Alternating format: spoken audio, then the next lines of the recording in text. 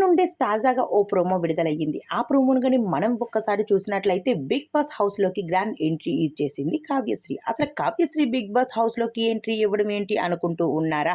అయితే 'big boss' హౌస్‌లో 5 finalist contestants అయితే ఉండడం జరిగింది. అయితే వీళ్ళని కొంచెం ఆనందంగా అలానే ఉసారుపరచడానికి హౌస్‌లో ఉన్న కంటెస్టెంట్స్ 'బిగ్ బాస్' తెలివిగా ఆలోచించి బయట సీరియల్ ద్వారా అందరికీ మంచి పరిచయమైన వ్యక్తులను తీసుకువచ్చి సీరియల్ ప్రమోషన్‌కి 'బిగ్ బాస్' హౌస్‌లోకి వీళ్ళని కొంచెం పంపించడం అయితే జరుగుతూ ఉంది. అయితే ప్రమోషన్ ద్వారా 'బిగ్ బాస్' హౌస్‌లోకి అడుగుపెట్టిన ప్రతి ఒక్క కంటెస్టెంట్స్ కూడా ఆనందంగా హౌస్‌లో ఉన్న కంటెస్టెంట్స్‌ని ఉల్లాసంగా, ఉత్సాహపరిచి వెళ్తూ ఉన్నారు. అయితే మొదటిగా 'బ్రహ్మముడి' సీరియల్ అయితే అందరూ ఎంట్రీ ఇవ్వడం జరిగింది. దాని తర్వాత 'ఇల్లు ఇల్లాలు పిల్లలు' ఆ సీరియల్ ద్వారా కూడా కొంతమంది వచ్చి వెళ్ళడం జరిగింది.